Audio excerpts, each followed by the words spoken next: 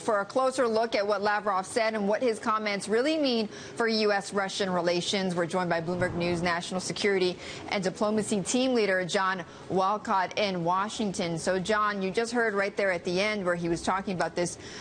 It's not possible, at least at this point, he thinks of a new reset here in U.S.-Russian relations, but a new normalcy. Describe what that exactly means, John. Well, Betty, in a nutshell, what it means is you leave us alone in Ukraine, and we can work together in other areas, Syria, Iraq, Iran, etc.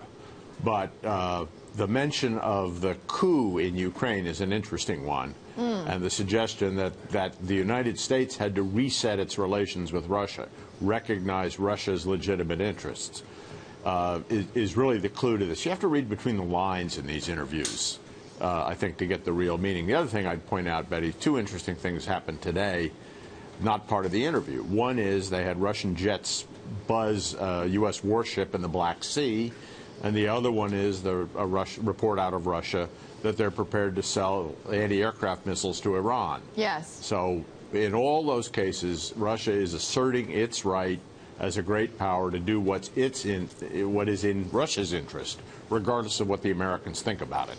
Well, non-involvement in eastern Ukraine, I mean, that's off the table for the U.S., right? Yeah, it is off the table, and there is a genuine conflict of interest there. And what Lavrov is saying, I think, if you interpret it, is we're not going to pay attention to your concerns in eastern Ukraine. Right. The government in Kiev is illegitimate. It was put there by a coup, and we're going to do what is in Russia's interest, and you can't stop us. John, what do you make of what Lavrov said about Islamic State and this, the clashing of the heads between the U.S. and Russia over the Syrian leader, the president?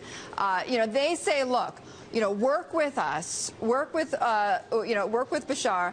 And that is the way that you're going to beat Islamic State. This, let Syria send its ground troops and use them to fight Islamic State, but stop trying to take the leader out of power. What do you make of that? That's exactly, you've got it exactly right, Betty. That's what he said. You need to change your policy and recognize that our ally, Russia's most important ally in the Arab world, Bashar al-Assad, will remain in power and will work out some political solution short of toppling his government, which, until not too long ago, was the focus of U.S. policy in Syria. So again, what he's saying is the United States has to recognize Russia's interests. If you do, then we can work together, but we're going to work together on Russia's terms, not just yours. All right, John, thank you so much for giving us this feedback here on the Lavrov interview. John Walcott in Washington for us.